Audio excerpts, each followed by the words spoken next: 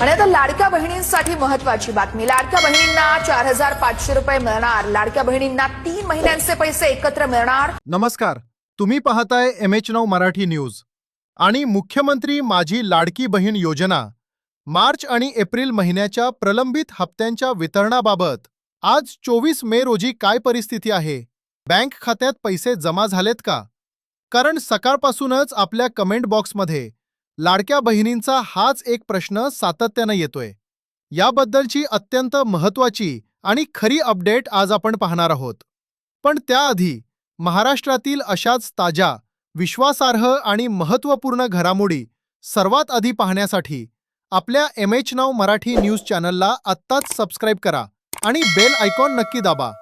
बघा बहिणींनो, आपल्या MH9 Marathi news चॅनलची एक शिस्त आहे, एक रेकॉर्ड आहे की जेव्हा जेव्हा हप्त्याचे वितरण खरोखर सुरू होते तेव्हा आम्ही थेट पुराव्यासहित व्हिडिओ सर्वात आधी तुमच्यापर्यंत पोहोचवतो। आज 24 मे रोजी कोणत्याही प्रकारचे वितरण झालेले नाही आणि म्हणूनच आपल्या चॅनलवर पुराव्याचा व्हिडिओ आलेला नाही। आज कोणाच्याही खात्यात पैसे जमा झालेले नाहीत। काही जण म्हणतायत की आज रविवार किंवा सुट्टीचा दिवस आहे म्हणून पैसे आले नाहीत, तर तसं काही नाही।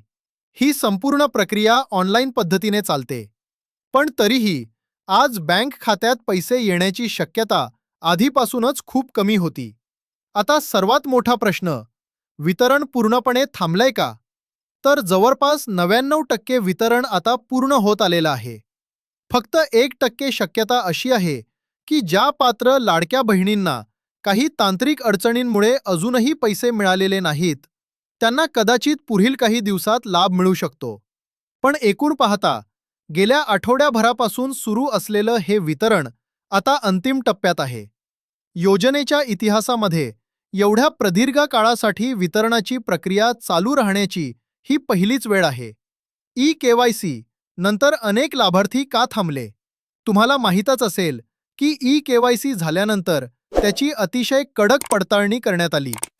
यासाठी सरकारने 2 महिन्यांचा वेळ घेतला होता।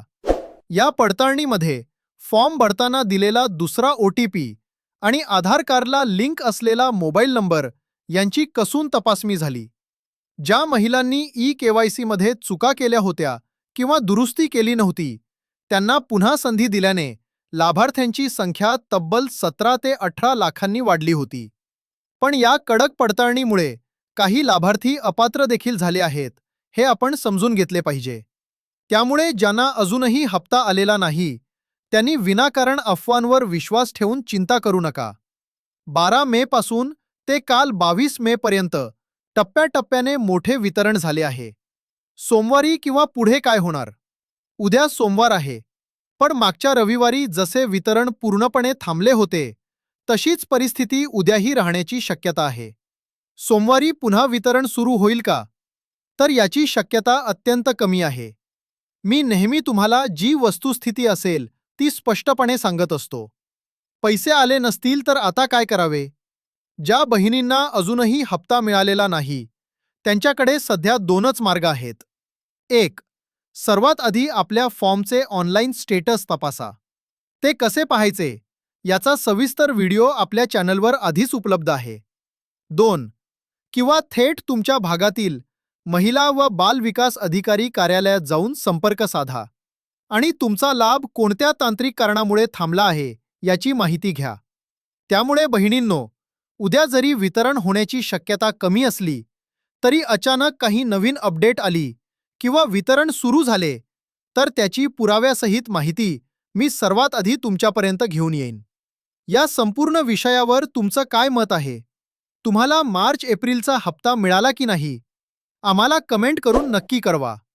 व्हिडिओ आवडला असेल तर लाईक करा, जास्तीत जास्त शेअर करा आणि आपल्या हक्काच्या MH9 मराठी न्यूज चॅनलला सबस्क्राइब करायला विसरू नका।